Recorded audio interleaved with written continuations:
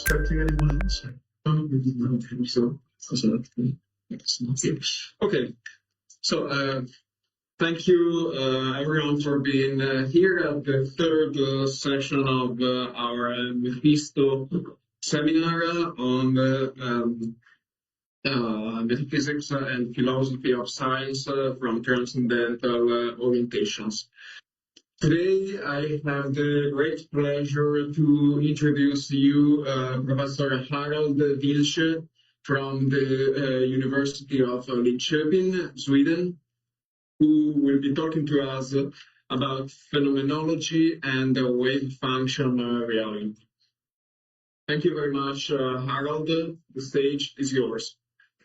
Thank you so much. Well, let me first of all say thanks so much for to everyone for being here today, and thanks so much also for the kind invitation and for initiating this great series.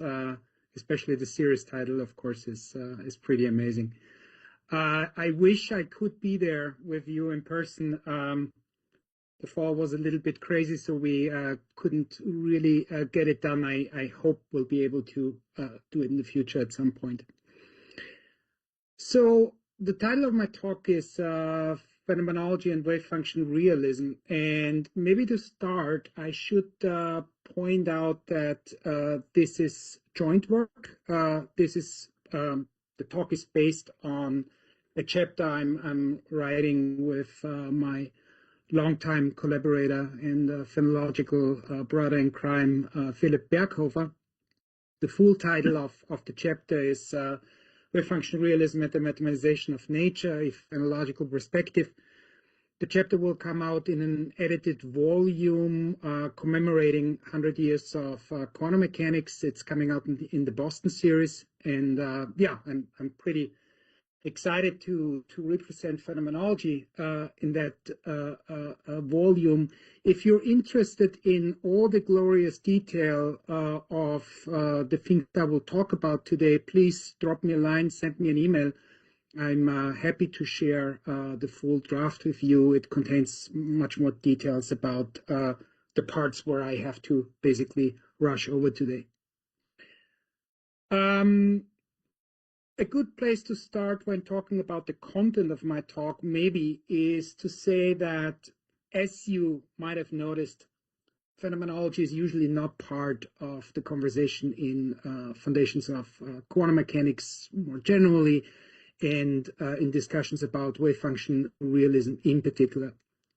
Basically, what I'd like to do today is to convince you that this is, first of all, unfortunate, and second of all, it's in a way unnecessary, because we actually do have a phenomenological interpretation of quantum mechanics since the 1940s.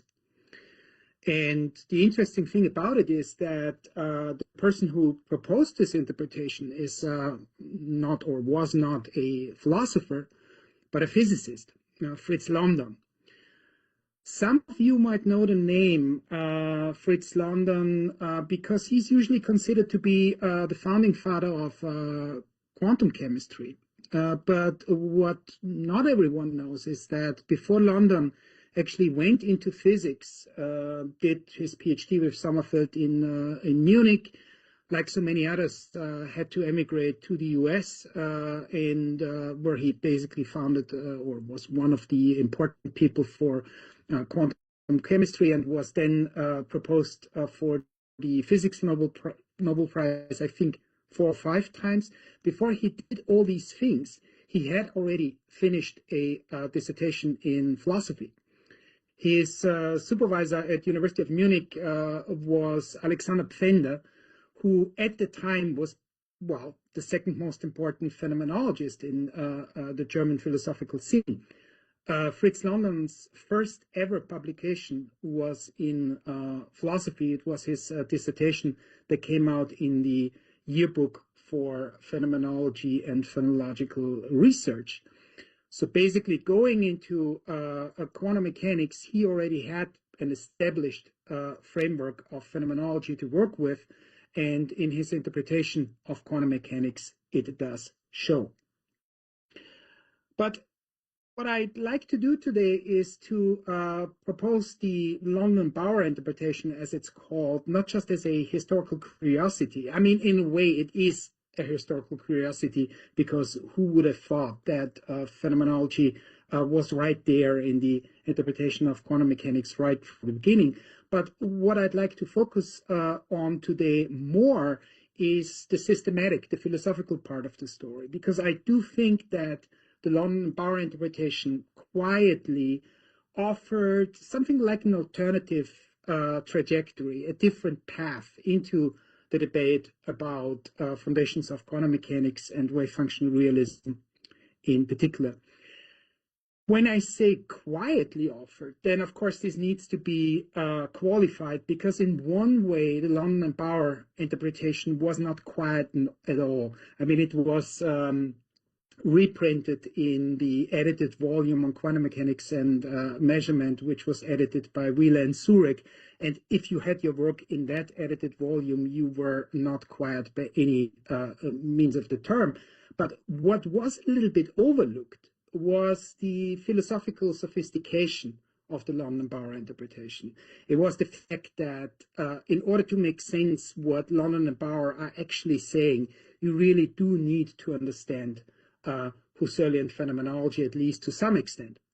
And this leads me to one of the three caveats I want to mention before I start actually with my talk, because all the credit for rediscovering the phenomenological nuance in the London and Bauer interpretation really goes to Stephen French, who was the first one to recognize what was actually happening under the hood of the London Bauer interpretation. Stephen published the first paper on this topic in 2002. The paper came out in Studies in History and Philosophy of Science. He then wrote a couple of follow-up chapters and papers on the topic. And then in 2023, the book-length treatment, not only of London and Bauer, but also really the attempt to tackle the question whether and to which extent phenomenology is a good framework for making sense of quantum mechanics. You have the cover of the book on the slides. It's called The Phenomenological Approach to Quantum Mechanics, Cutting the Chain of Correlations. There is now quite a bit of discussion about the book. There are a couple of, I don't know, I think 4 reviews out last time I checked. I wrote one of them myself. Then there is at the moment a special issue in Studies in History and Philosophy of Science on Stephen's book. With the special issue is going to be out completely with all parts in a few weeks or months from now. Already out are chapters by Federico Laudis, by David Wallace. I myself and Erisu Islami wrote one paper, Dan Zahavi wrote one. So I think it's a pretty interesting special issue on the topic. And Stephen also wrote a few more popular science presentations of phenomenology and quantum mechanics. One came out just a few weeks ago. It's the one in Eon, Breaking the Chain. The role of the conscious observer has posed a stubborn problem for quantum mechanics. Phenomenology offers the solution. So if you want to get into this whole topic, I think one of these kind of pop sciencey treatments is a really good place to start. Let me now, before I really start with the talk, mention 2 more caveats. The second caveat I want to mention is I didn't quite know which audience to expect. So for that reason, good news for everyone who didn't have time to finish their Husserl home reading assignments. I will not assume a prior knowledge about phenomenology. Didn't know who was sitting in the room, so I will attempt the impossible and give you a short crash course in some hot 5 minutes, everything you need to know about phenomenology in order to make sense of the London Bauer interpretation. The third and final caveat, and this also goes in the category of Harald not knowing which audience to expect. This might be something which is only relevant in case we have physicists in the room. Whenever in this talk I will mention phenomenology or phenomenological, I'm not talking about the word in the way it's still today being used in physics. So I'm not referring to something like, I don't know, Snell's law. I'm not referring to a purely mathematical description of the correlation between purely observational properties. This is not what I mean. Whenever I talk about phenomenology and phenomenological, I'm referring exclusively to the historical school, to the philosophical movement that was inaugurated by the Austrian-German mathematician and philosopher Edmund Husserl at the turn from the 19th to the 20th century. There is, I should mention, a very interesting connection, though, between phenomenology in the Husserlian sense and phenomenology in the sense how it's still being used in physics. And with so many things in history of philosophy of physics, the story is connected to Ernst Mach, because sometimes people think that phenomenology in the Husserlian sense comes from Hegel. Has historically, I would say, nothing to do with Hegel at all. It really connects to Ernst Mach, whose lectures Husserl attended in Vienna really during his formative years. But if you want to know all the dirty secrets and interesting details about the connection between Mach and Husserl, I don't have time to do this today. You need to invite me for another talk. So with that being said, let me very briefly just say something about the structure of my talk. In the first section, I will very briefly talk about the contemporary debate about wave function realism. I will just mention a few very fundamental things just in order to set the stage and bring us all on the same page what we're actually talking about. Then in the second part, I will give a very, very, very sketchy introduction to phenomenology. I mean, to call it an introduction to phenomenology is really too much to say. I'm just introducing a few fundamental concepts which you, I think, really need in order to understand what London and Bauer are really trying to say. And in the third part, I will talk about the London-Bauer interpretation. And then in the fourth part, I will quickly wrap things up and pose the question, what inserting the London-Bauer interpretation into the discussion about wave function realism actually changes? And spoiler alert, I think with so many things, phenomenology, I think, is quite good in undermining some fundamental dichotomies a lot of the mainstream debates are basically built upon. And in this particular case, it's the dichotomy between epistemic and ontic that I think really plays out quite differently in phenomenology, and I think it does interesting things to the debate about wave function realism. All right. With that being said, without much further ado, let me go straight to business and let me tell you a few things about the discussion regarding wave function realism. And maybe let me start with perhaps the most fundamental question of all. Why should we care about the wave function? And to some extent, the question really sounds a little bit stupid because, I mean, at least in standard quantum mechanics, the wave function seems to occupy a pretty central role. It seems to encode all the information we have about a physical system. It evolves dynamically according to the Schrödinger equation. And then maybe most impressively, it seems to yield all the wonderfully successful predictions the theory gives us about a physical system via the Born rule. And given this centrality, given this central role, it seems pretty natural to say that if you want to have any chance to make sense of what quantum mechanics says, what it is, what it does, then you really better should understand what the status of the wave function is. If we accept this, then of course a natural question is, yeah, okay, but what's the conceptual territory like? So which options do I have? How can I think about the wave function?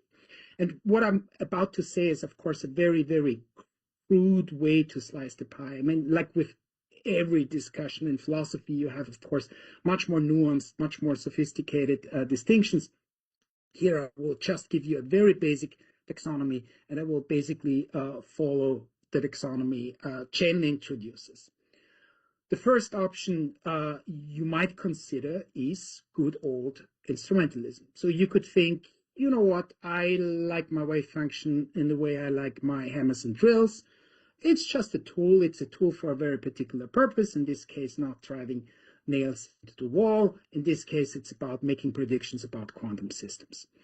So, like with tools, one of the features is they're not true-fact. They're not representational. So it literally makes no sense to ask whether or not your hammer is true or false. It's a tool, and that's all there is to know. So no matter how hard you think about your wave function, there will not be anything deeply ontologically or metaphysically coming out of this. All you need to know, it's the right tool for a particular job. That's about it. The second option would be epistemicism. And there you would say, no, you know what, actually I think the wave function is representational. It does represent something. But unlike the way we thought about models, equations, theories in classical mechanics, what the wave function does represent is something quite different from how we thought about things in classical mechanics, because here it's not representational of some external physical system. What is being represented is the observer's epistemic uncertainty, and this is exactly what makes quantum mechanics quite special and also quite different from the classical regime. And then the final option would be realism, where you would basically agree with epistemicism that the wave function is representational, but basically you would deny that quantum mechanics is fundamentally different from classical physics, at least with respect to its representational features. You would say, yes, it's a representational feature, and like it always has been the case, what is being represented is something, and those are Chen's words, objective and mind independent. So, given this very, very crude characterization, what are some of the arguments against at least some of these options? Well, I mean, with representationalism, I think is at least for philosophically inclined thinkers, the major problem might be really one of explanatory impotence. So you could basically say, look, instrumentalism is simply not very interesting. It completely black boxes quantum mechanics. It doesn't explain why quantum mechanics is successful to the extent it is successful. You might also say that it doesn't really solve any of the paradoxes we usually find interesting when we're thinking about quantum mechanics. It doesn't really do anything to explain the measurement problem for us. So it's simply not a very enlightening position. With epistemicism, there we go. There we are. With this epistemicism, I feel like the criticisms go in both directions. So the first line of criticism, and this is also something that is sometimes being directed at instrumentalism. One charge is basically to say, look, in a way, epistemicism really betrays the very spirit of physics, because as standardly understood, physics is an empirical attempt to figure out how the deep structure of physical reality works. Now, you epistemicists, you're talking about the observer's epistemic uncertainty and things like that. Almost by definition, you're not really answering to what physics is initially designed to make. It's simply you're talking about something else.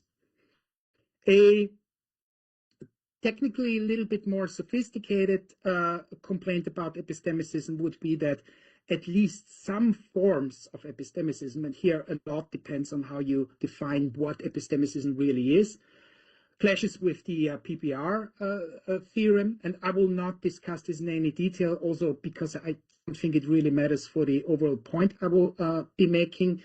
It only clashes with PPR under certain assumptions, especially preparation independence. And then basically what you're saying is that from an epistemicist's perspective, epistemicism basically betrays the statistical nature of quantum mechanics. Quantum mechanics does produce certain empirical predictions for which epistemicism cannot account under a certain definition of what epistemicism is, under certain assumptions, most notably the assumption of preparation independence. And this is a little bit how the dialectics usually plays out, because what this all leads to is that basically realism is the only constructive, productive option left. So in a way, it almost seems like realism is or comes out of the whole discussion as the winner, mostly because all the other options actually suck. So everything else is so bad that realism is the only option still standing. Okay, let's just take this for a second. And then, of course, the follow-up question is, okay, if that's the case, if we accept that realism is the only constructive, the only kind of forward-looking option to make sense of wave function realism, what actually does realism say? What does it actually commit you to if you say you're a realist about the wave function? And I mean, here things get, again, too sophisticated and too fine-grained to actually cover this in this short talk, because there are various positions that qualify as realist in some sense of the term. Like with many philosophical discussions, you probably find as many nuances in how you can be a realist about the wave function as there are philosophers proposing these positions. But also here, I think the specifics about the kind of realism you can defend do not really matter so much for the overall point I will be making. So just in order to give you a little bit more idea of what realism amounts to, I want to look at what probably is at the moment, I don't know, the most popular or at least most intensively discussed version of realism about the wave function, namely configuration space realism of the sort defended mostly by Alyssa Ney at the moment. And I think a good way to kind of bring out what the defining features of this position are is to contrast it with a different view at things, namely with primitive ontology views. Because for primitive ontology views, the starting point is basically to say that the fundamental arena of physical processes is three-dimensional space, or four-dimensional space-time, if you wish. And then the basic ontology consists of what's usually and standardly called local beables, so entities that live in this four-dimensional space-time. And then the wave function, basically, like our good old laws of nature, govern these beables. So the basic idea here about what the wave function really is that the wave function guides matter. So if you wanted to put this in a bumper sticker slogan, this probably would be your bumper sticker. For configuration space realism, on the other hand, the fundamental arena is free n-dimensional configuration space, n representing the total number of entities in the universe, so you get pretty high number and even higher number of dimensions. The wave function then is a physical field defined on that space, and that, for instance, leads to one quite dramatic consequence, namely that everything three-dimensional is merely emergent and derivative. So here, instead of saying that the wave function is what guides matter, the wave function literally is matter. Just one thing about Alyssa's position in particular, which I find quite interesting, is the kind of Carnapianism in metaphilosophical questions. For Elissa, it's not the case that configuration space realism is somehow forced on us, say by some kind of indispensability argument. So basically, in order to do quantum mechanics, the wave function is indispensable. Hence, you need to be a configuration space realist about the wave function. This is not the kind of argument for which Elissa goes, because she would say if just indispensability is the argument, then in a sense, the wave function realism is also, or the wave function is also indispensable for primitive ontology view defenders. They will also be realists about it, but that does not necessarily mean that you're committed to very strong metaphysical and ontological views about the wave function of the sort configuration space realism proposes this. So according to Elissa's point of view, configuration space realism is attractive mostly because it is simple, depending on what your definition of simplicity is. It is reasonably close to physical practice, depending on what you think physical practice actually means. And then I think most importantly, it is attractive because it seems to preserve metaphysical commitments you might find important, most importantly, separability and locality. But let me now, and this now concludes the first part of my talk, but let me take one step away from the details and let us for a moment look also at the wider framework, the bigger picture in which Elissa operates. So the question here really is like, what metaphilosophically is the entire idea behind interpretation of quantum mechanics? What are we actually trying to figure out with the questions in philosophy of quantum mechanics we're asking? And here I think the following two quotes from Elissa give a pretty good impression of what the larger framework looks like. The first quote is, in general, realist versions of quantum mechanics are intended to be descriptive of an object or objects that exist independently of us or any other observer.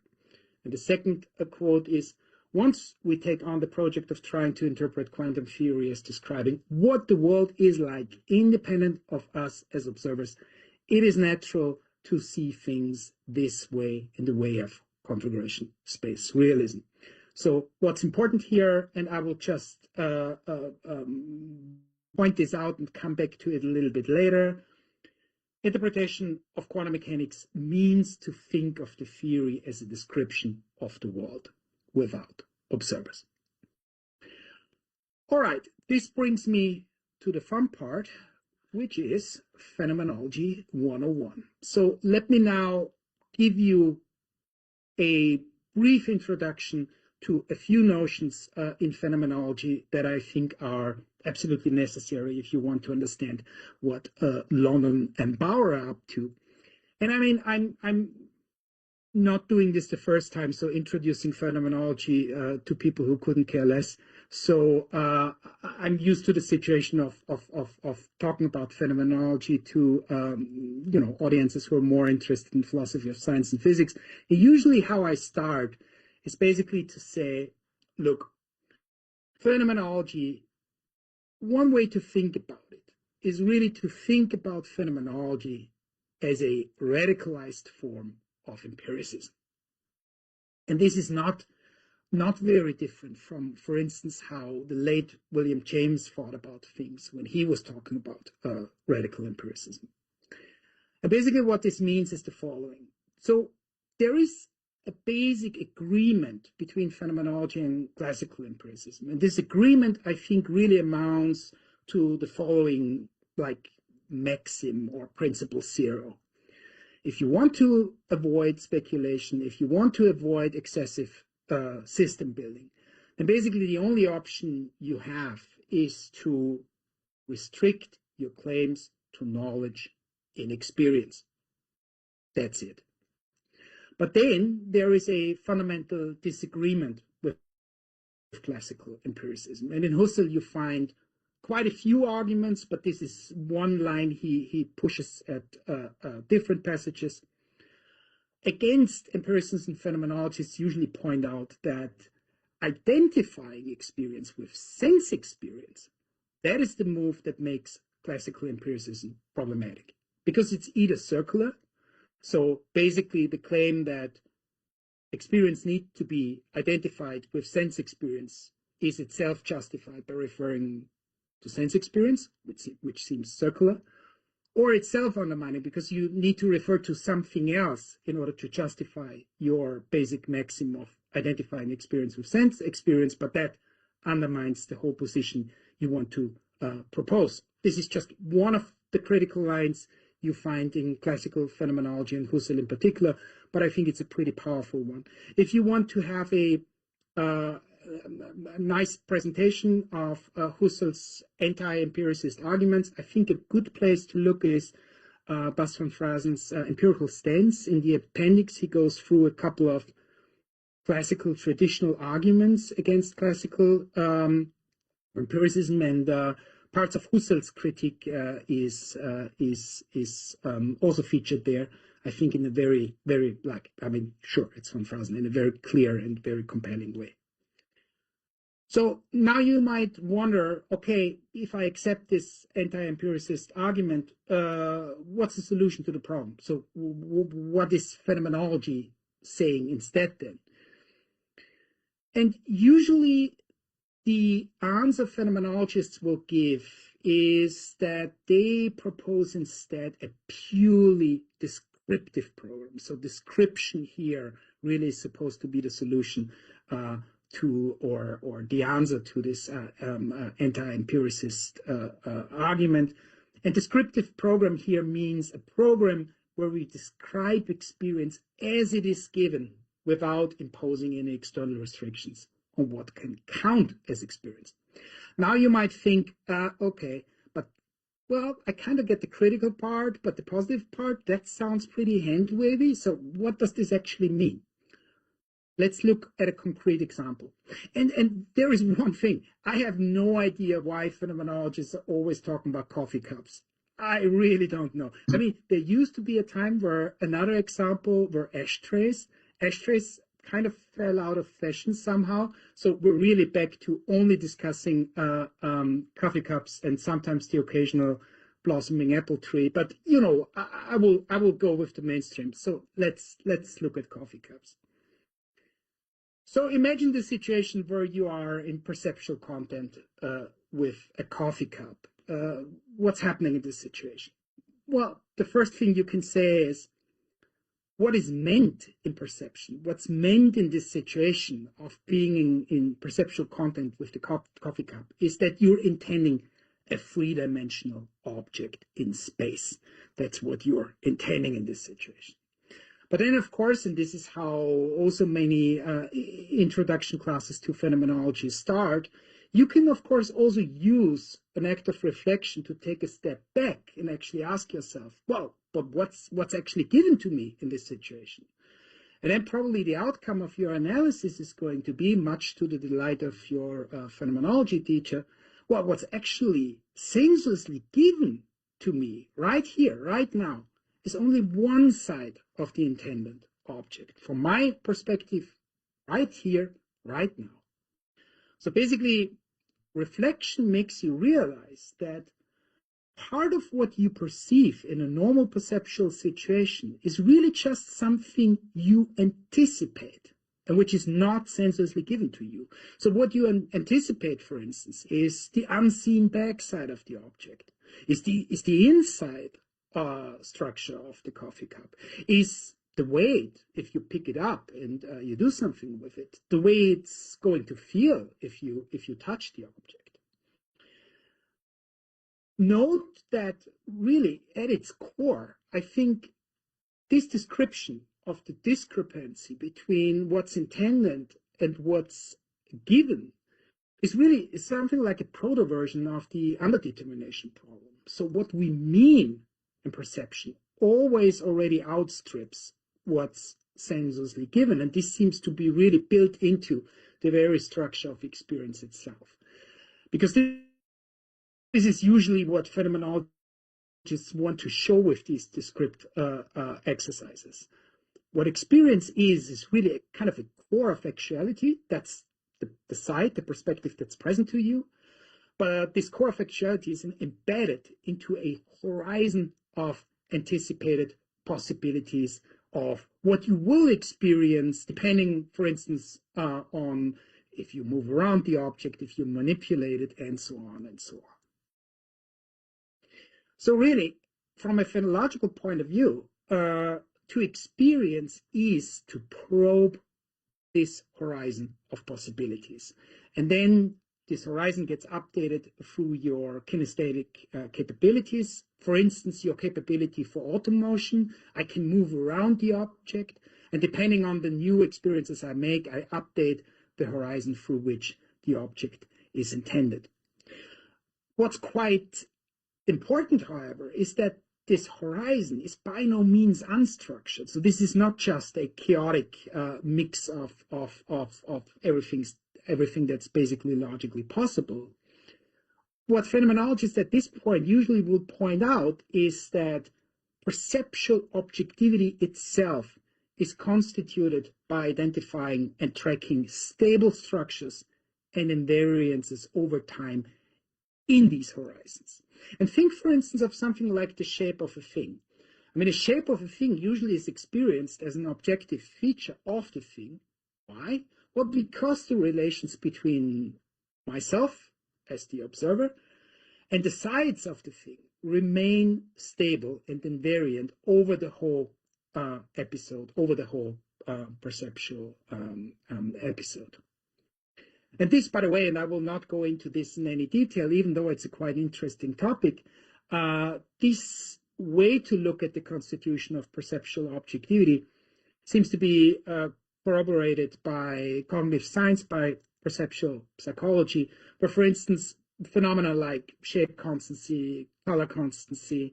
So color constancy is our ability to perceive an object as uniformly colored, even in situations where, for instance, through illumination, the objective color changes quite dramatically. We're still able to identify the object as uniformly colored. These phenomena in cognitive science are also studied as invariance phenomena. Now you might wonder, especially those of you who are not into phenomenology at all, what's the point of all of this? I mean, what is this? Is phenomenology really just armchair psychology? What's the normative punch of any of this? And even more interestingly, how is any of this connected to quantum mechanics, wave function realism, all the things we actually want to talk about in this talk? Well, be patient for a second. I will just basically emphasize a few concepts that are important. And then when we talk about London and Bauer, you will see how the different things connect to each other. The first thing that's important is this notion of horizon. So basically what phenomenologists want to say under this category is that experience really is more than just raw sense data. What experience is really fundamentally, it's a compound of this core of actuality and then this horizontal host of potentiality around it. The second thing to emphasize is that these horizons phenomenologists like to talk about really come with a lot of structure, and this is important because objectivity from a phenomenological point of view is constituted over time by first identifying and then over time tracking these invariances. And this is important for the following reason, because objectivity from a phenomenological point of view is neither purely epistemic, but it's also not purely ontic. It really arises out of this correlation between subject and world, which for phenomenologists is the fundamental medium of world manifestation. And this brings me to the last thing I will say about phenomenology and Husserl. I cannot let you go without a few Husserl quotes, also to realize how bad of a writer he was. This is basically really what Husserl is discussing under the label of correlationalism. So we're dealing with a, quote Husserl, universal a priori of the correlation between experienced objects and menace of givenness. objective being and consciousness belong a priori and inseparably together. And if you can attribute to each consciousness a consciousness ego, and ego belongs to this essential correlationness, while possible ego and a specifically determined possible consciousness are ascribed to each and every possible objective being. All right, and with this being said, let's now move on to the London and Bauer interpretation of quantum mechanics. So let's, in order to connect now this part to the first part about wave function realism, let's first come back and remind ourselves real quick of Alyssa Ney's view that quantum mechanics, quote, is intended to be descriptive of an object that exists independently of us or any other observer. Quantum mechanics seeks to describe what the world is like independent of us as observers. I mean, this view is very common nowadays. Definitely the mainstream view that you're committing yourself to this overall metaphilosophical outlook. But it might be worth reminding ourselves that this view was really not the majority opinion among the generation of the founding thinkers of quantum physics. And I don't want to turn this into a historical talk, but just to give you a few quotes emphasizing this. Here, for instance, a famous quote from Heisenberg. The aim is no longer an understanding of atoms in themselves. From the start, we are involved in the argument between nature and man, in which science plays only a part, so that the common division of the world into subject and object is no longer adequate. Thus, even in science, the object of research is no longer nature, but man's investigation of nature. I could have thrown a bunch of Bauer quotes in here as well, but I chose to have one by Schrödinger. Might be a little bit more surprising to hear him saying something like this. Most of us today feel that this necessary abandonment of a pure objective description of nature is a profound change in the physical concept of the world. We feel it is a painful limitation of our right to truth and clarity that our symbols and formulas and the pictures connected with them do not represent an object independent of the observer, but only the relation of subject to object. But is this relation not basically the one true reality that we know? I'm putting these quotes here because I think they are very much in the spirit in which London and Bauer approach quantum mechanics. And I will only pester you with one single passage and quote from London and Bauer's original text. And the quote I have chosen is this one here, because I think it sets up really the philosophical spirit of the London-Bauer approach pretty adequately. So the philosophical point of departure of the classical theory, the idea of an observable world totally independent of the observer, was a vacuous idea. Without intending to set up a theory of knowledge, although they were guided by a rather questionable philosophy, physicists, I really love this part, were, so to speak, trapped in spite of themselves into discovering that the formalism of quantum mechanics already implies a well-defined theory of the relation between the object and the observer, a relation quite different from that implicit and naive realism, which had seemed, until then, one of the indispensable foundation stones of every natural science. I mean, this is a super rich quote, obviously, but I want to focus on 2 points in particular.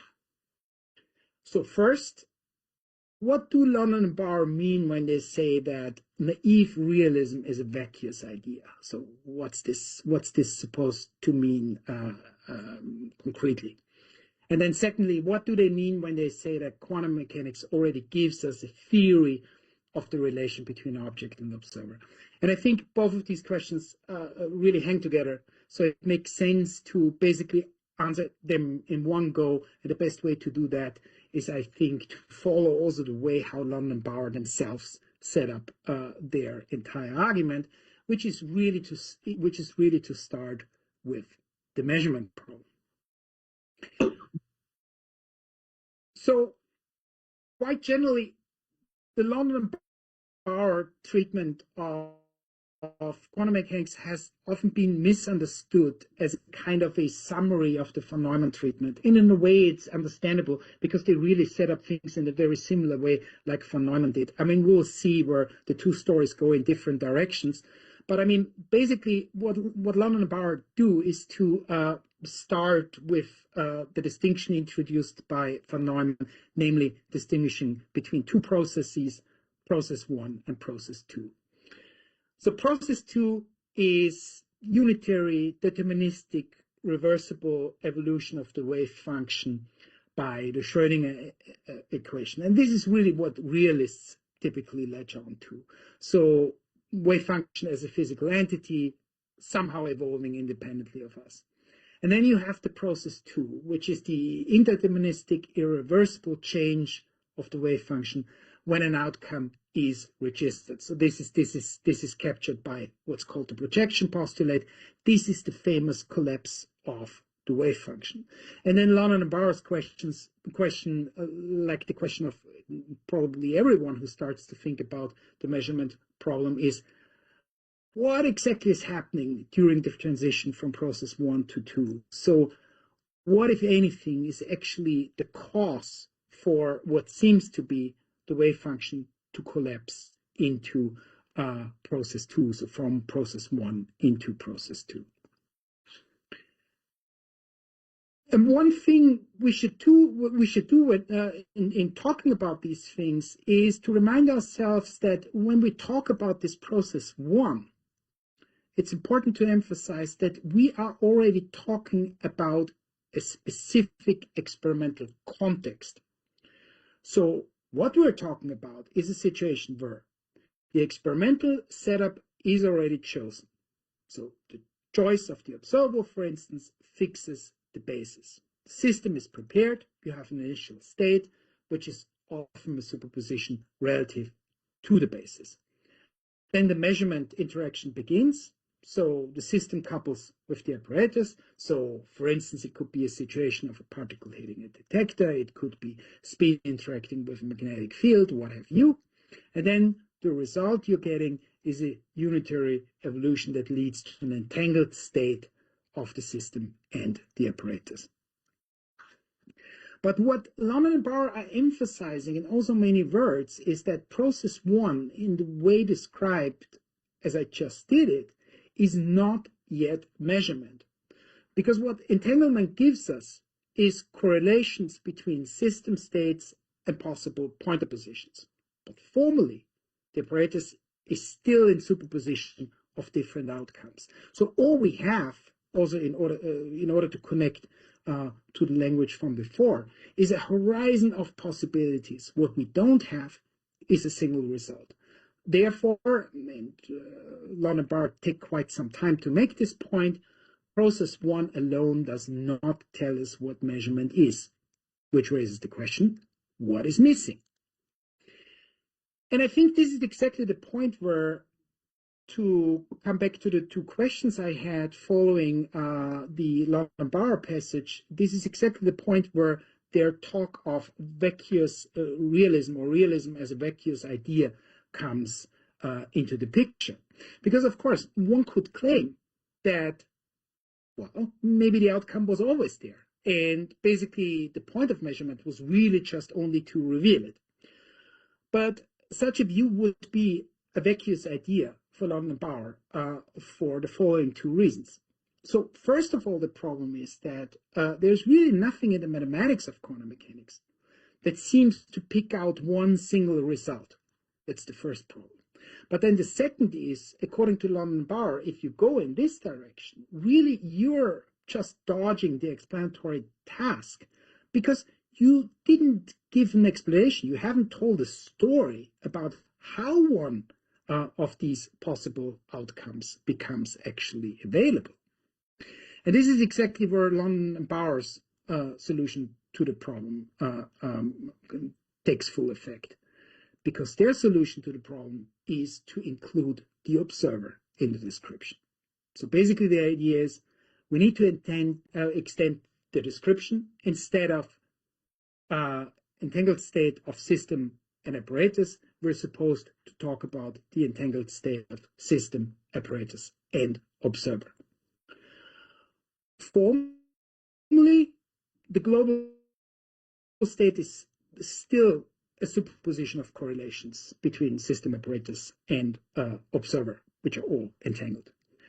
But, and this is the point of the London-Bauer interpretation, there is a crucial difference between the three components of this triad, between system, apparatus, and observer. Because only the latter, only the observer, has what London and Bauer call immanent knowledge, or they also call it sometimes introspection, even though for reasons we can discuss about in Q&A, I think is a really unfortunate choice of words. But what they mean is that only the observer can actually reflect on her own state and declare, I'm in the state W sub K. And it's exactly according to London and Bauer, this reflective act that grounds the shift from a horizon of possibilities, which you have in process one, to a new objectivity, which you get in process two, where the observer can say about the system, the state of the system, the state of the system is F to the sub of K. And at this point, and this is really, I think, the core idea of the London-Bauer interpretation. But of course, at this point, your alarm bells could go off for two fundamental reasons. First, you could think, well, isn't this just radical idealism? Isn't what you just said that observers just create reality by looking? Isn't that what London and Bauer have just suggested? Or if you're coming more from the history of interpretations of quantum mechanics direction, you could say, well, isn't that what's usually discussed and then also critically dismissed as the consciousness causes collapse story, which is usually associated with Eugene Wigner in particular? So the story that there is a transphysical, not empirical, floating in some kind of heaven consciousness that somehow magically causes the physical process of the collapse of the wave function. Isn't that exactly this story? And let me respond to these two words, and let me start with the second one. Regarding whether this is just consciousness causes collapse, and this is really something that Stephen French discusses in a lot of detail, I think in chapter 3 of his book. So for all the details, please check out Stephen's book. Regarding the question whether this is just consciousness causes collapse, the answer is no. Because in London and Bauer, it's important to note that the physics stays absolutely the same. Nothing new happens to the Hamiltonian or to the unitary dynamics. Really, what changes, and that's the only thing that changes, is the stance of the observer. So from being part of the entangled flow to a reflective stepping back.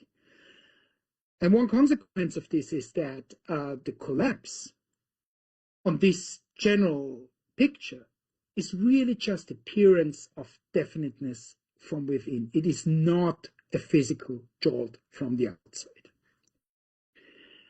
And to explain this in a little bit more detail, and also to respond to the first worry about idealism, I mean, at this point, really compare the quantum case with the case of a simple perception of the kind we talked about earlier.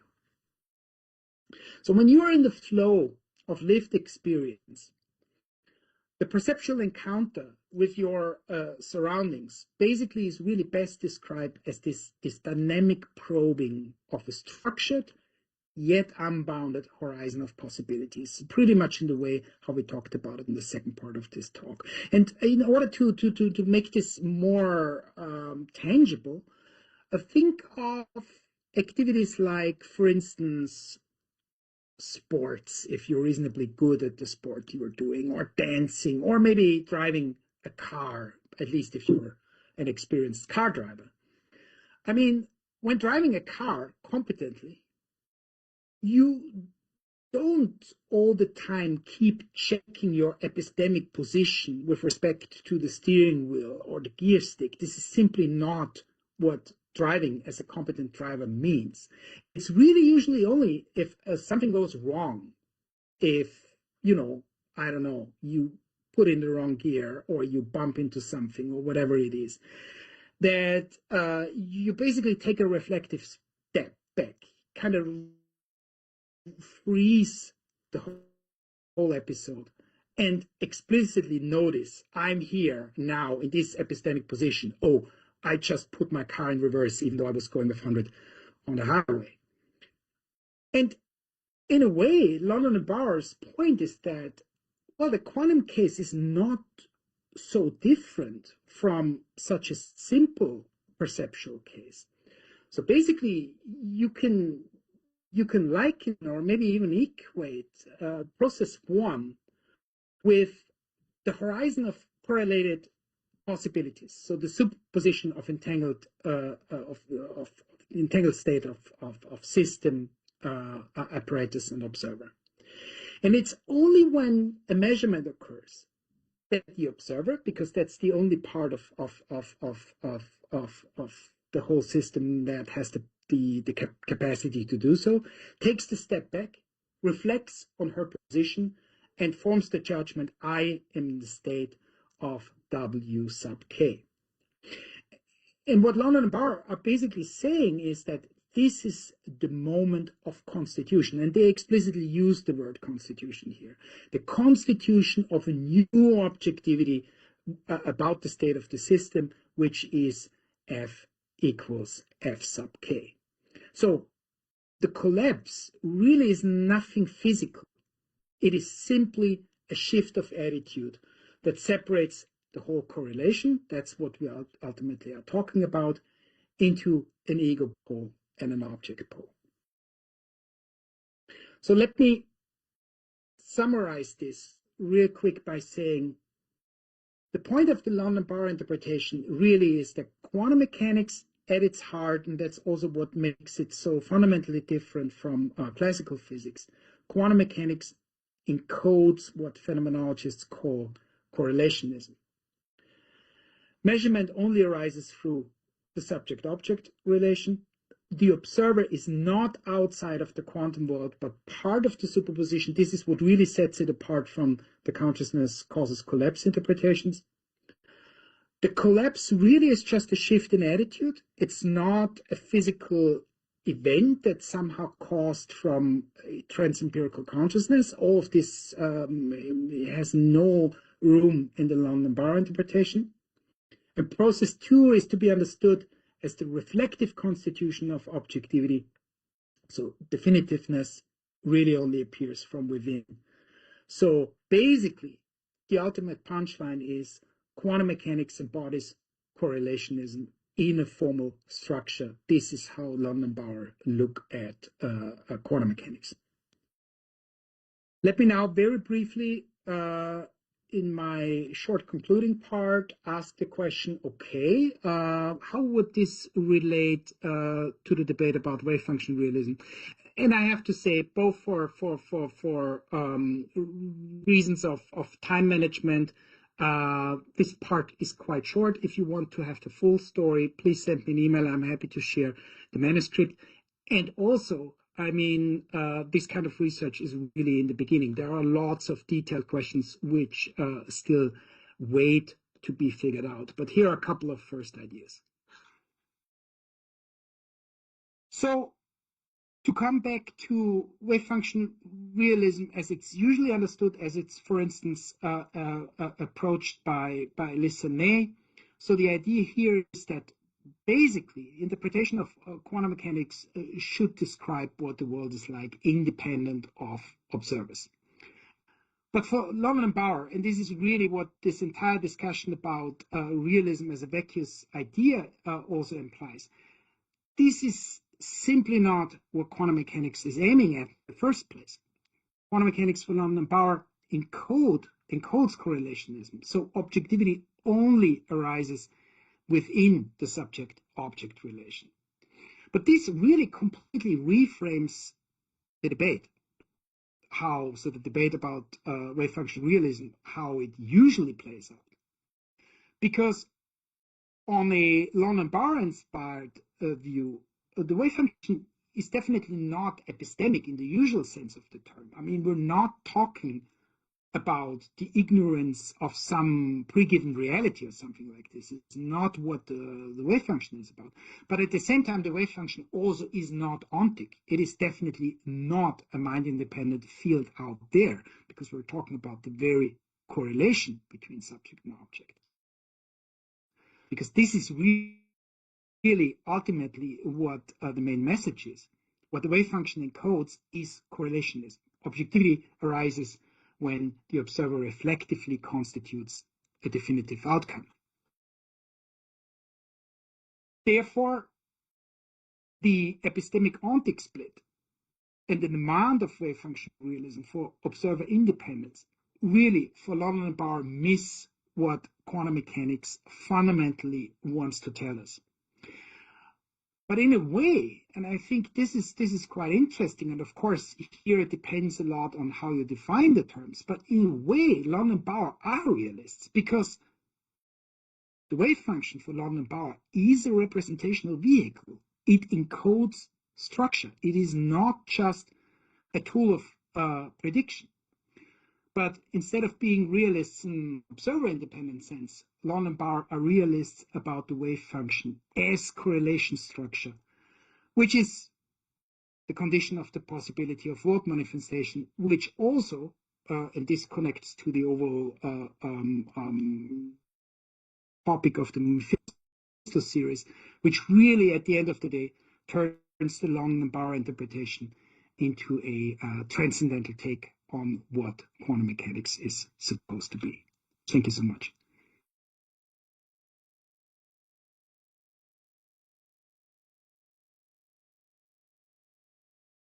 Thank you very much, Harald. Now we will have 5 minutes break, as usual, and then we will be back for the discussion.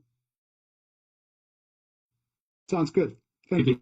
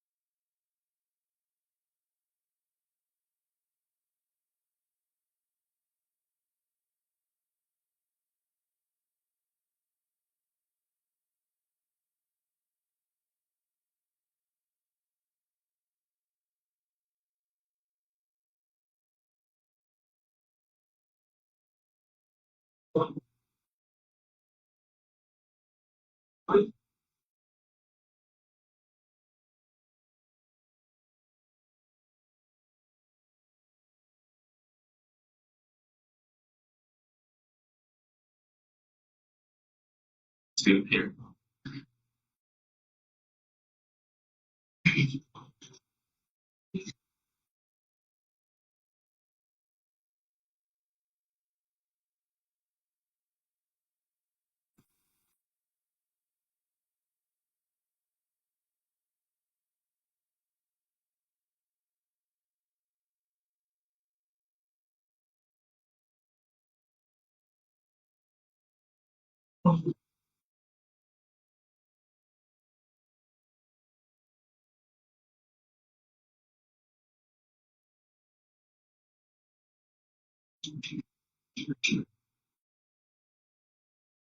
I did not yet send an email to your committee, but soon.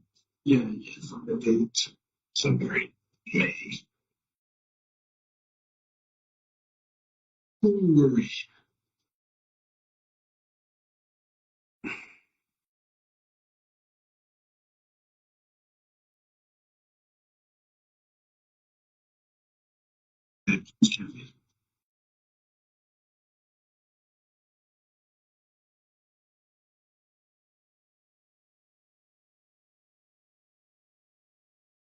We're waiting for excellent pictures. They only put the portrait when you finish your mandate.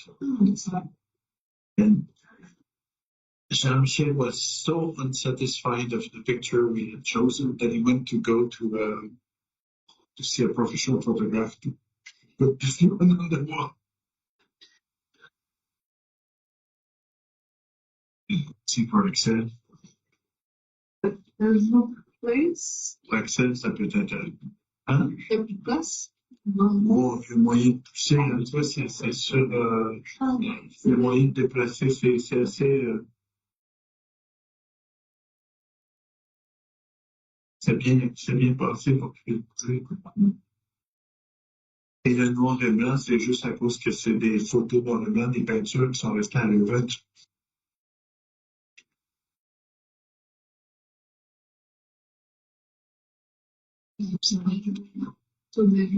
Ah, ça dépend pour Excel. Ah, c'est ça.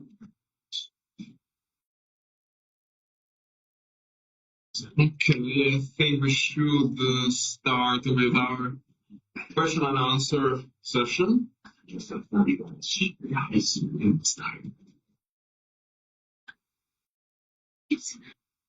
So,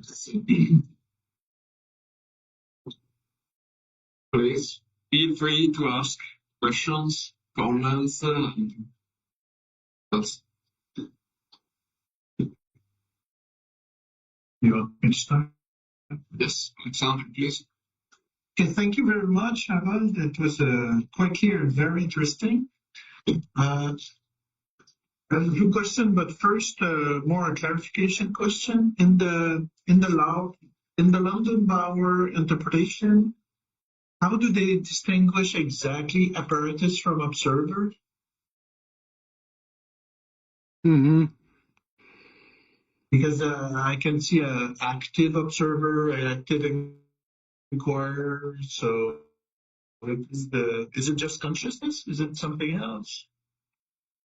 So yeah, thank you. That's an interesting one. And it reminds me a little bit of a discussion that's currently going back and forth between people in Cubism and a few phenomenologists, because for reasons internal to Cubism, it's important for Cubists actually to not make a clear distinction between the epistemic agent and the observers, and then the apparatus, sorry. So basically the idea is that whatever the apparatus is can become part of your embodied state as an agent. Mm-hmm. So whatever you're talking about, it might be a particle accelerator, it might be a Geiger counter, whatever, can become part of your embodied state. And there is actually right now Jacques Pionnat, one of the cubists, wrote about this, why this is important for cubism. And then there are phenomenologists, including myself, who think that this is, for various reasons, a pretty absurd idea. So, I mean, there are descriptions in phenomenology. Merleau-Ponty, for instance, discusses quite famously the blind man's cone and talks about a situation where, for instance, for a blind person, the cone really can become part of their embodied state. For a blind person, probably it really does not make sense to make a clear distinction. My body ends here, and now here's the cone. No, you get so habitualized, you get so used to using a cone that it really becomes part of your body. And then the question really is, on principled philosophical grounds, does it make sense to say that there is a priori some kind of limit of what can become part of your embodied state? And it basically seems to play out in a very similar way, like your question indicates. So how can we make a distinction between because my first intuition regarding your question was, I mean, in the London Bauer treatment, there's really just one property that distinguishes the observer from both the system and the apparatus, and that's the ability to be able to perform a reflective act. So basically, and this is the first instance where it shows how phenomenological the approach in London Bauer is, because from a phenomenological point of view, it's very natural to think of consciousness, first of all, in terms of intentionality.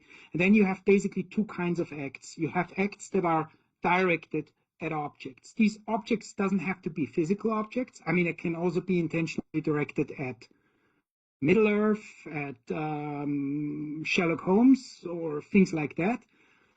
But this is the first kind of act. But then the second kind of act is an act that's not directed straightforwardly at an object, but it's an act that's directed on another act, on another experience that already took place. And this is how phenomenologists think of reflective acts. And the ability to perform such a reflective act is the one single property that distinguishes for London and Bauer the observer from everything else. So in that sense, this is the distinguishing mark, and this is also in the original text the only thing they're saying about what actually makes an observer an observer. It's just this ability to perform an act of reflection. Of course, it raises then interesting questions, because first of all, it still doesn't answer the question whether a particle accelerator could be meaningfully become part of my embodiment. And it also doesn't answer the question, like you could think about, I don't know, I mean, now we're dealing with AI. Can computational systems have the ability to reflect on their own states in the sense London and Bauer requires? And to be honest, I don't have a good answer to that question. But of course, in order for the whole position to make sense, you need some kind of clear-cut criterion to answer that very question. Because my worry, if there's not a clear cut, is that it will look like the Bauer interpretation of quantum mechanics. So, of course, quantum mechanics is a theory about relation subject-object, so that's a given. But where we cut is a conventional. So that's the Bauer view. And, of course, it's pretty far from a semi-realist position or a phenomenological position. Yeah. You don't want to say it's a convention. No, right. And this is exactly why I started to answer your question, which is really very interesting one, why I started answering the question with pointing to this discussion that's currently happening between cubists and some other phenomenologists, exactly on that question. So how far can your embodiment extend and incorporate apparatuses, instruments as part of your embodiment? Because this is just another way to pose exactly that question. So yes, this is important because, I mean, to some extent, I think London and Bauer also are quite similar in what they're saying to relational quantum mechanics, with one fundamental difference, of course. namely that there is something distinctive about the observer. There is a sense in which we can talk about consciousness as being somehow special, but being special here only means whatever has the capacity to reflect on its own state qualifies as an observer.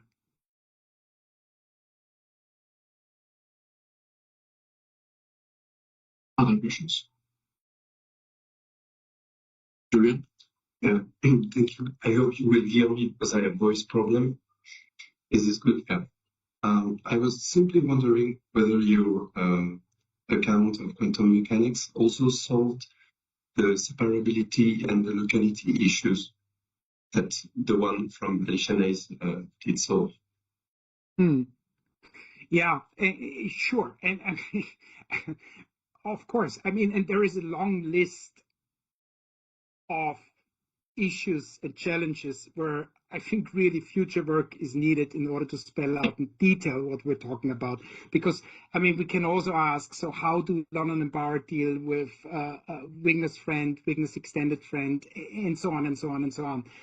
So I think, and basically, the long chapter Philip and I wrote ends with a list of the challenges that need to be spelled out in detail in order to show what this whole approach can really do, also in the contemporary debate. And I think to some extent, to just throw out a couple of ideas, I think to some extent it really depends a lot on what you take to solve, the word solve to mean. So what do you mean with solving these things? If your requirement is basically to have the same standards you would have for a realist position, so you want to have some kind of explanation for particular phenomena we talk about in quantum mechanics, then probably London and Bauer will not give you that. So certain basic phenomena are simply part of the very horizon quantum mechanics, according to their view, is describing, and that's all you get. So at some point you reach to a level where you just have brute facts. But I don't know, to a certain extent, probably what they would say is you always have the same problem. Like if you're a realist, and for instance, at some point you include talk of laws of nature, for instance, or how the initial state of the universe comes about, or any of these things, you could, of course, also ask, well, where is this coming from? So at some point you need to say, okay, this is the level of brute facts, this is where we start. And for the London Bauer approach, there is, of course, no meaningful data to be the horizon, this horizonal structure that the wave function ultimately represents, and ask how that comes about.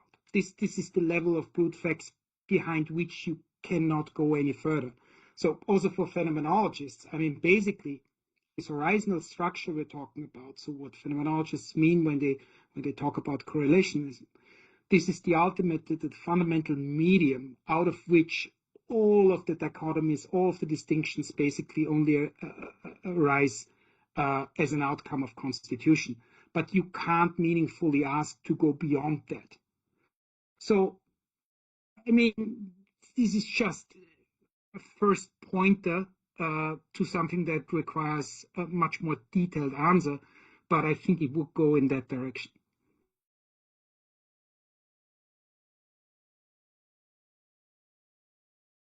Other questions? I have one, actually. I'm still trying to understand what exactly this acts of reflection or introspection amounts to. I mean, are there something that are implicitly included in the act of registering the result of a certain measurement in the laboratory, or do they require something different, something more, since you define them as acts whose intentional content is in itself an act, the experience the scientist is doing in the laboratory? Mm-hmm. Yeah, thank you. So I think the way how London and Bauer think, or my best guess at what the way London and Bauer thinking. Because, okay, let me first, before I answer your question, which is a really good and important one, say something as a pretext. If you look at the original London Bauer text, the interesting thing is, and you, Daniele, know this, but just also for everyone else, I mean, the whole thing has, I don't know what it is, 80 pages or so, 70, 80 pages. So it's like this not really a book, but definitely also not a paper, a little bit like Cambridge Elements these days. But the philosophical meat of the whole thing is really condensed on, I don't know what it is, 3, 4, 5 pages maybe. This is where you get the philosophy part. And the rest is basically really just a summarized exposition of their way to talk about the von Neumann approach. So I'm saying this because, like from an interpretational perspective, definitely some work needs to be done in order to make sense of the few things London Bauer are actually saying. So this is now my take on what they think they should be saying. So I think like the idea seems to be a little bit like this.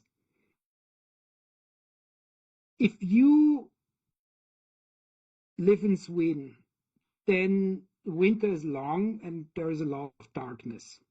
If you step out of the house on the first day of spring in Sweden, first day when the sun is out, when maybe you see that the trees are starting to blossom a little bit, then you go out of the house and you will just be blown away by thankfulness and positive feelings that finally water is gone. You've been there, Daniele, you know what I'm talking about.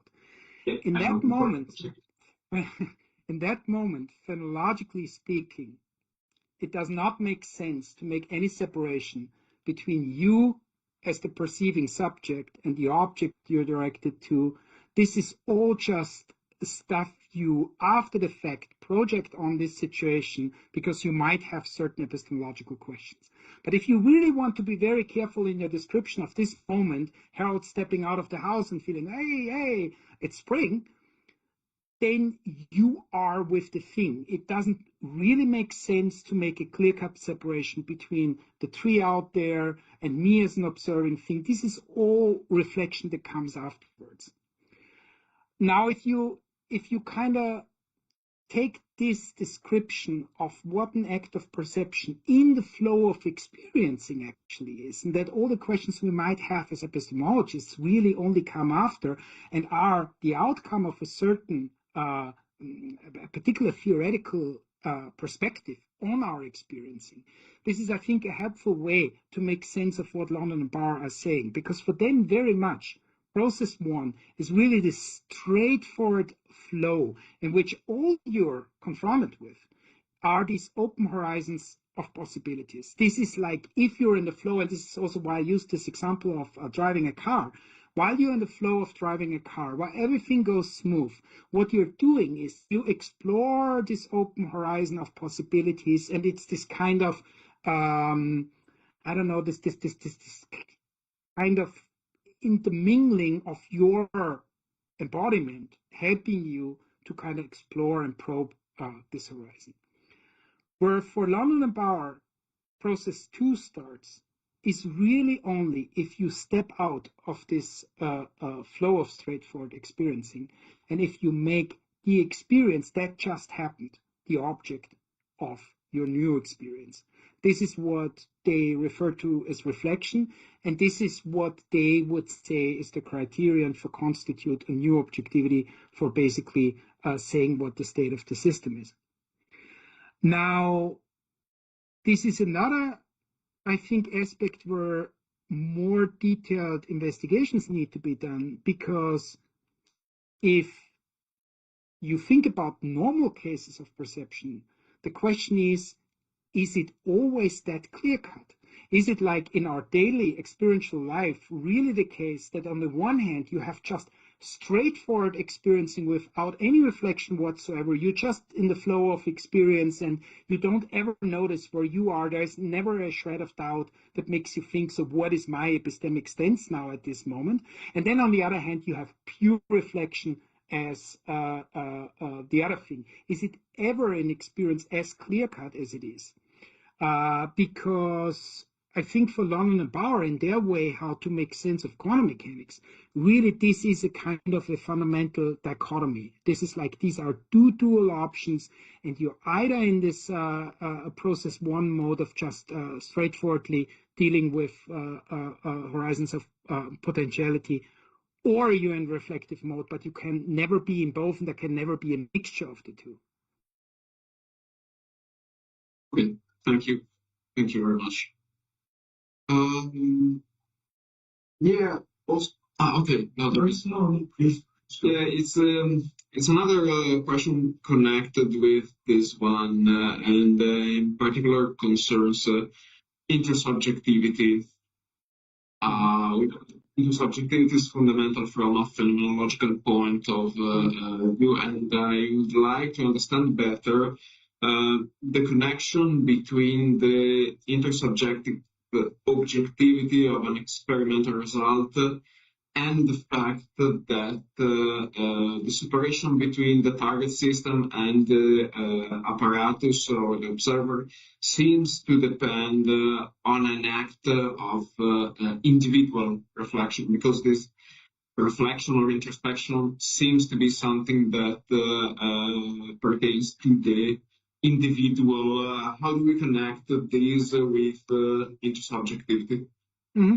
No, thank you. I mean, sure, that's a very obvious challenge, but I think that's one London Bauer can really deal with in a very easy way, because the thing is that, and this is also, sorry for now entering a little bit like phenomenologists inside locker room talk, but this is also the reason why Stephen French, in his book-length treatment of the London Bauer account, is talking a lot about the similarities between Aaron Gerwich's interpretation of phenomenology and London and Bauer.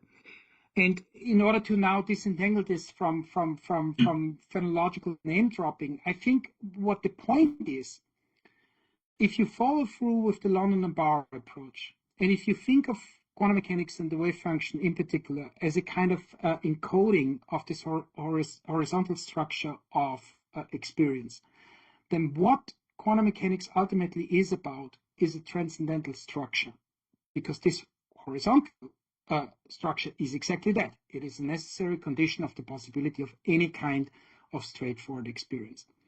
But by being so, it is fundamentally impersonal. It is fundamentally transcendent to any distinction between me or the other. So, like, for instance, phenomenologically speaking, it really does not make any sense to ask someone, oh, phenomenologist, thank you so much. You just gave me a description of the horizon, but now my question is this your horizon, or is this my horizon, or is this Pete's or Anne's horizon, or whose horizon is it? Phenomenologically speaking, this does not make sense, because what you just did is to transfer the way how we talk about things in the natural attitude into a transcendental register, which doesn't really make a whole lot of sense. If the horizon is what phenomenologists think it should be, then it is a transcendental structure. It's impersonal. It's prior to any distinction between mine or yours or someone else's. So in a way, the whole question to ask, can London and Bauer account for intersubjectivity, because it seems that the basic operation they find so important is an operation by a subject, really gets, I think, the basic message wrong, because the distinction between subjectivity here and then the system or anything else there is itself outcome of an operation of reflection. So literally, by going into this reflective mode, by starting this process too, you are constituting the distinctions you need in order to get this very challenge off the ground, if it's meant to be a challenge, right? So I think, and this is and I mean, in general, I think this is the challenge when you're advancing any kind of transcendental interpretation of science. I think the really tough and hard part is to be very careful with not kind of smuggling in words that come from empirical descriptions and kind of transfer them over in your transcendental description.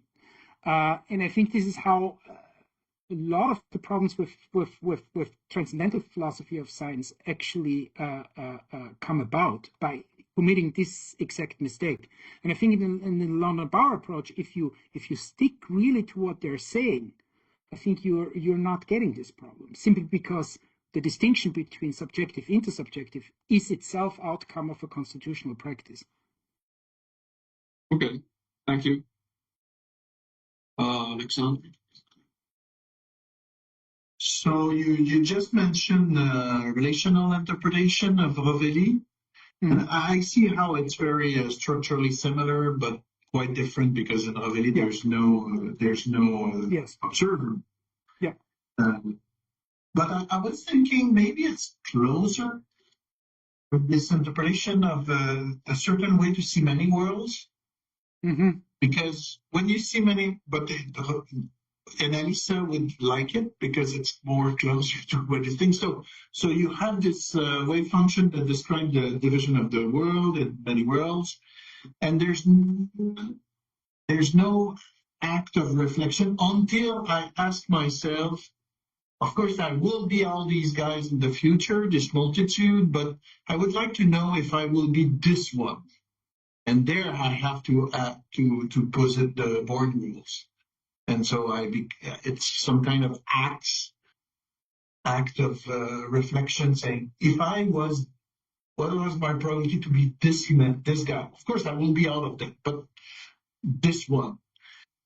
But if I follow many worlds, it's in a certain sense a purely epistemic question, because of course I will be all of them ontologically.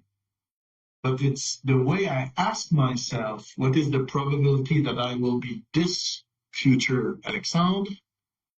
Collapse. I have to apply the rule of collapse.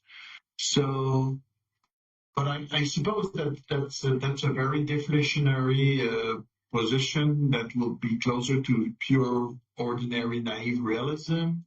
So what do you think of this comparison? Yeah, no, sure. And actually, again, and I hope this doesn't sound like a lame excuse, but I mean, there are so many specific questions that need to be answered in much more detail.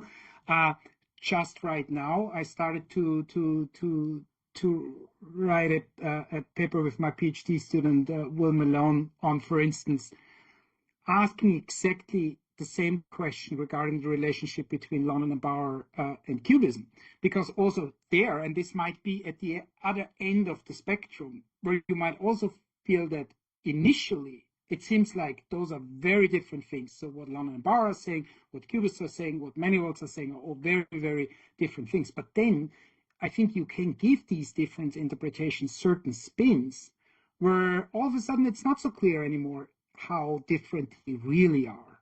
So I think also there more work needs to be done to make this clear.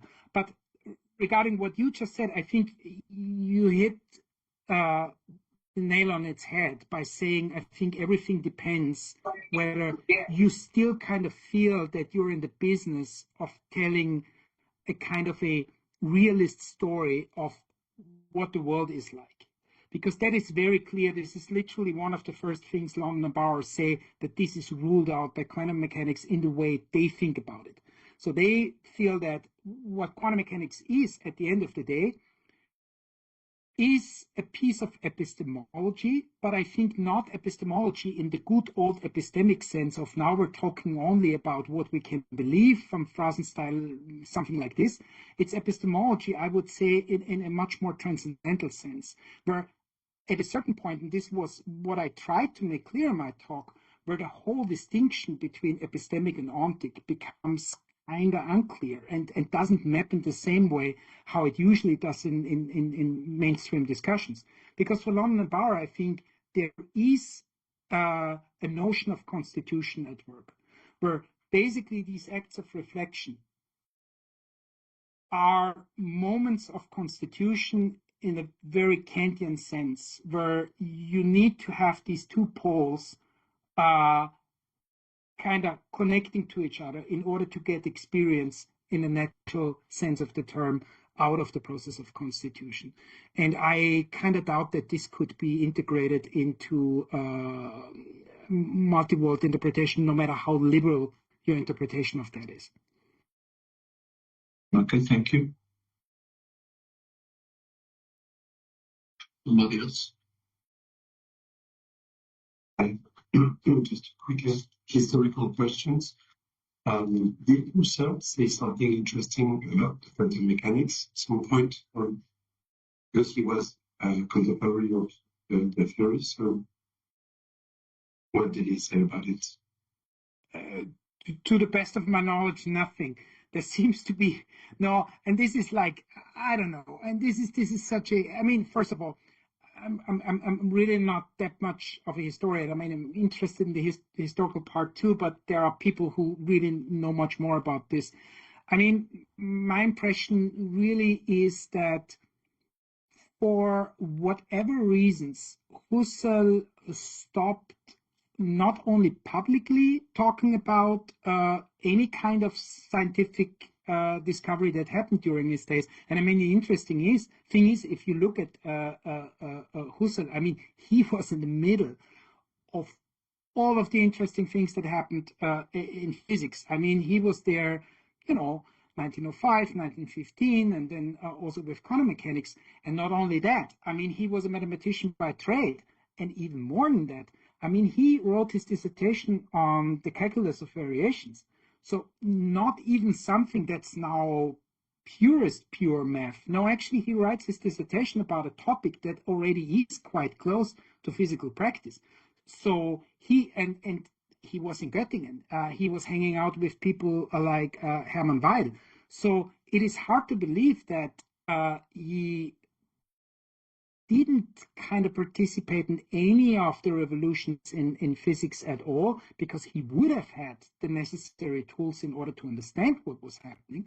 But you actually don't find anything, neither in published things. I mean, I really, okay, this is a nerdy thing to do, but I went through 45 volumes of the Husserliana edition to track how often he mentions the name Einstein, which at the time really was hard to not mention, and he does it not even 10 times in, like, I don't know, 35,000 pages or something like this. And you really wonder, how can that be? I mean, come on, you worked in Göttingen of all places, and then really you're not talking about physics? But no, there seems to be one manuscript, Emiliano Trizio is writing about this, where Husserl talks all of a sudden about group theory, in a way that really only makes sense if somehow you might have quantum mechanics in the back of your head, but it's not very specific, it's not very clear. So unfortunately, or maybe it's a good thing, I mean, it gives people like me and Daniele a lot of work to do, because we now need to fill out the gaps.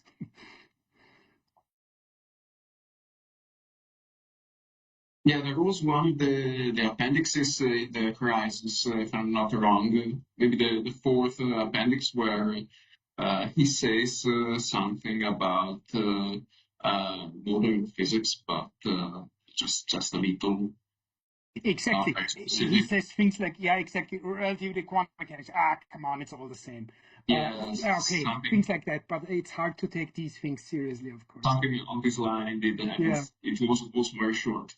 Okay, perfect. No, since Alexander mentioned the many-word interpretation, I actually would like to ask a question about cubism. Just curious to know, how do you feel the possibility that this kind of interpretations can contribute maybe to phenomenological reinterpretation of cubism, given the quite obvious similarities in view between the two?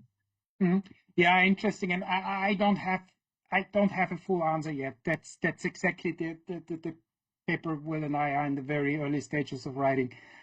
because I'm really unsure myself. I mean, if you talk to Chris Fuchs, for instance, his response will be very clear, and he will say, well, the idea that the observer can be part of the quantum description is just completely insane. This is not what he wants to talk about at all. And also, from a London and Bauer perspective, it's also quite obvious that in Cubism there is no special status to reflective acts in particular. I mean, it's just a story. Quantum mechanics encodes the subjective probability assignments for future experimental outcomes. Also, in a way, at least if you follow what the official Cubist line is, it also seems to be much more, it definitely doesn't strike you as transcendental in the sense that it wants to take a step back from this subject-object divide, because in a way Cubism seems to be very much presupposing that you have a notion of the subject, you have a notion of the agent, and even sometimes when they talk about their participatory realism, where for my taste things usually get quite murky, they also seem to presuppose that there is a kind of reality these agents are acting upon. View London and Bauer want to get away from and want to kind of undermine. So like they, if I understand them correctly, do not want to presuppose that we already have an established notion of a subject or an agent, and that we already have some kind of, even it might be a quite vague notion of reality, but still there is something the agent can act upon. I think London and Bauer want to get a level deeper, so to speak. But on the other hand, there are and I mean, it's funny how odd our whole business is, because, I mean, not only is Cubism an interpretation of quantum mechanics, then you have a phenomenological interpretation of Cubism as an interpretation of quantum mechanics. If you read, for instance, Michel Bebol, who I know already gave a talk in this series, or Laura de la Tremblay, they are giving they are giving Cubism a spin, which of course brings it much, much closer to London and Bauer, but then I'm sometimes not unsure. I'm a little bit unsure whether the Cubists themselves feel that the bold interpretation of Cubism still qualifies as Cubism. So again, we will not run out of work in the foreseeable future, which might be a good thing. Great. It's always a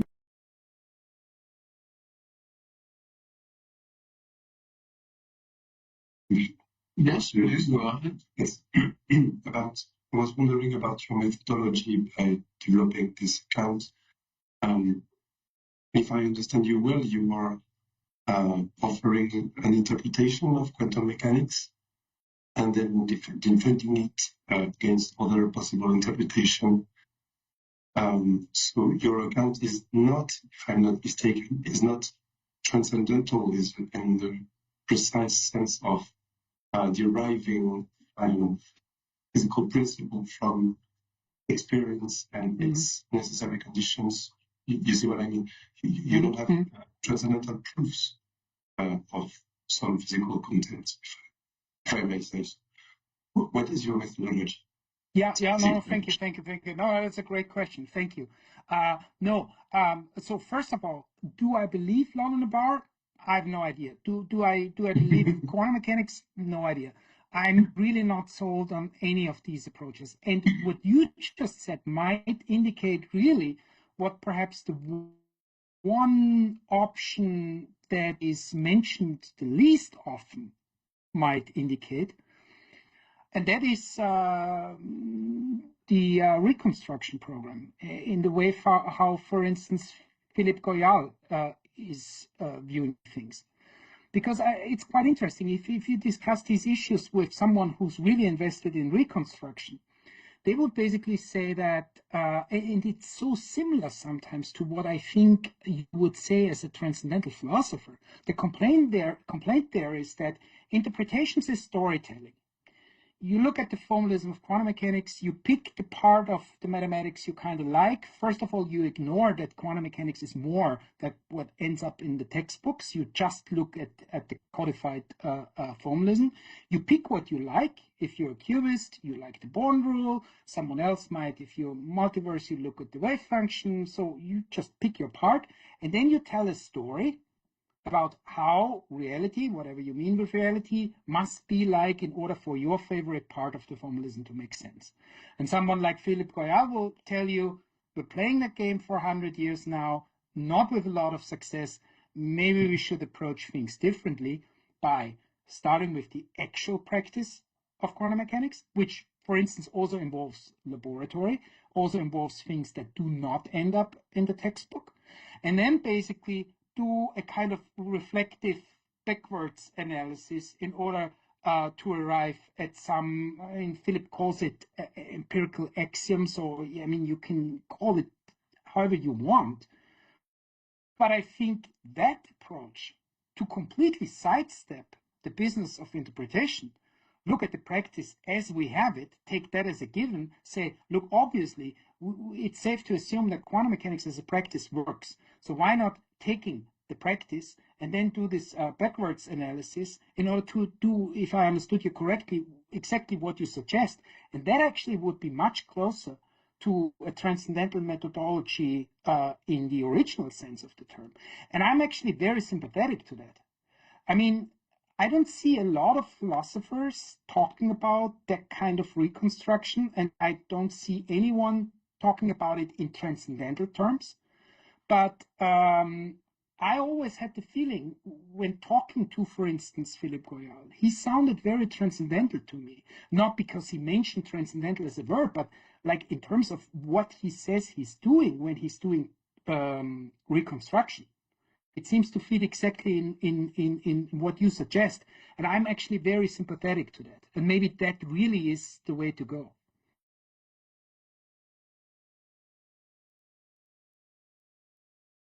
Thank you. Yeah, just a comment. But in that case, we will have to change the community of philosophy of physics.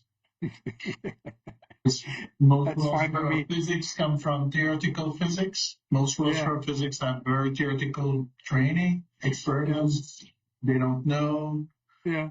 Mixed model, they don't know. Yeah. So we will have to change a little bit the kind of students we have, but it will be probably more fruitful. I agree.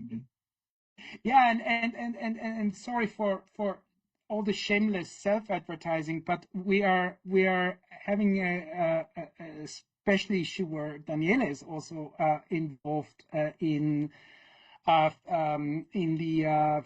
in transactions of the Royal Society on new approaches to quantum mechanics, especially those that take the new advancements in quantum information technology into account. Because, I mean, that is something also what's quite surprising, that, as you say, I mean, the philosophy of physics community kind of looks at least to some extent, there are, of course, exceptions, but takes the codified textbook knowledge of what quantum mechanics is and then does their work on that. But, I mean, if you look just in quantum information technology, the changes that happened over the last 10, 15 years, how can it be that all of these things do not have any impact at all on foundational debates? And I think it's not so much that they don't have that impact, it's probably just because the communities are so separated that it's really quite hard to plug yourself into this more engineering part of the discussion, but we don't have a good reason to think that that might not be really philosophically quite interesting to do. And yes, I think that should be done more. I actually have a paper in the European Journal for Philosophy of Science asking specifically the question from a phenomenological viewpoint, but still, how methodologically we could do this. Because I think it's easier said than done. Because if we think quantum mechanics is more than the stuff that ends up in the textbooks, the question is, yeah, great, but how do we get there? How do we capture all the other part that's not in textbooks, and I think methodologically it's not trivial how you can do this. I mean, are you supposed to now also have a third qualification, not only physics, philosophy, but then also sociology of science, and you're supposed to do anthropological fieldwork in quantum information laboratories? Or what really is the way to concretely do this? Yeah, good point. Yeah, I actually have a very nice question. You mentioned that quantum mechanics mathematically articulates the very correlation through which a world becomes manifest at all. So I was wondering, in this perspective, what is that actually become manifest? And is it the wave function? I would say no.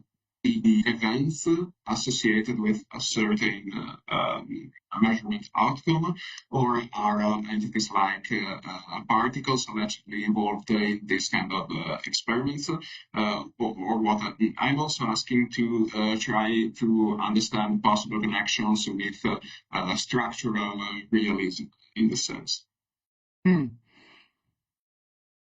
I'm not sure if I 100% understood the question. I mean, the way I try to make sense of it, the idea is that the wave function really represents the mental structure of this horizontal structure underlying any kind of experience. And then everything you might say in terms of what does the world consist of, what are we dealing with, what's the stuff we're dealing with, whatever you might say. Exactly. What's the ontology that this interpretation points towards? I think that already is outcome of the Constitution, but by being so, it's not what the wave function captures, because the wave function captures the very structure underlying whatever then you might say is the ontological outcome of your process of constitution. And that might actually depend. I mean, part of me also thinks that when it comes to that question, I sometimes feel that the London and Bauer approach also is not so far apart, or at least still compatible with, for instance, transcendental interpretations of Bohr's approach to quantum mechanics. So that, I mean, you could have a picture where wave function represents this fundamental transcendental structure underlying any kind of possible outcomes, experience, whatever.